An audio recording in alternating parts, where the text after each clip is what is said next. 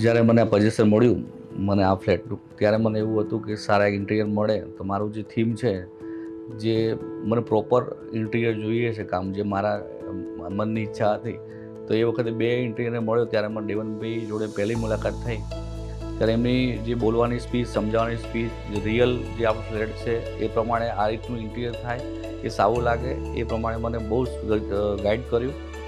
પછી મને એવું થયું કે દેવનભાઈ ખરેખર કામ જે રિયલ બોલે છે એ ટાઈપનું મને 3D બી બનાવીને આપ્યું, અને 3D પ્રમાણે હું આગળ ચાલ્યો. તો 3Dની જે થીમ છે, એમની જે ટીમ છે દેવનભાઈ મિસ્ત્રીની, જે આખું ઇન્ટિરિયર કરવાની, એ ટીમ બી બહુ સારો સપોર્ટ કર્યો. ટાઈમસર એમને વિઝિટ આપી. દેવનભાઈ બી વચ્ચે વચ્ચે ફોન બી કરે, મારી ટીમ કેવી પ્રોપર આવે છે, ગાઈડ કરે.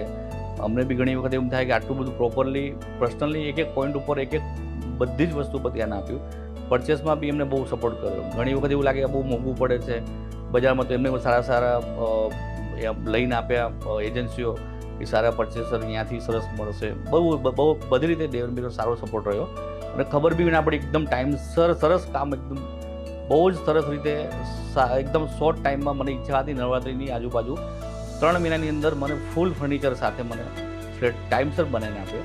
તો ખરેખર દેવનભાઈ આમ થેન્ક યુ કહેવાય, કેમ કે આમ તો ઇન્ટિરિયર પ્રોપર મને મળ્યા, અને જે થીમ મને 3Dની આપી હતી ને, એ પ્રોપર 100% 110% મને same to same colour, design, same theme મને બનાવીને આપી. થેન્ક યુ દેવનભાઈ. દેવેન સરની ડિઝાઇનિંગ ખૂબ સરસ છે. કિચન એરિયા અને કાફે એરિયા મને બહુ જ ગમે છે. જેવું મને જોઈતું હતું એનાથી ઘણું સારું બને છે. એમની ડિઝાઇનિંગ બહુ સારી છે. ખાસ કરીને આપણે કાફે ટેબલની વાત કરીએ તો એમાં એમને ઉપર એક ડિઝાઇન મૂકી હતી. એ તમે ડિઝાઇનમાં જોશો ને બહુ જ સારી લાગે છે, અને એકદમ યુનિક છે, ક્યાંય જોયું જ નહોતું આવું. અત્યારે શોપીસ માટે બી એટલો સારો એરિયા મળ્યો છે ને કે તમે પૂછશો નહીં.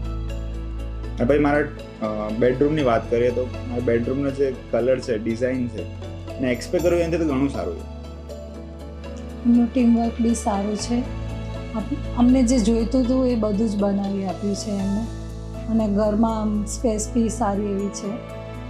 અને ફર્નિચર આટલું બધું કર્યું છે તો બી સ્પેસમાં ક્યારે એવું નહીં લાગતું કે ઓછી છે, સ્પેશિયસ લાગે છે.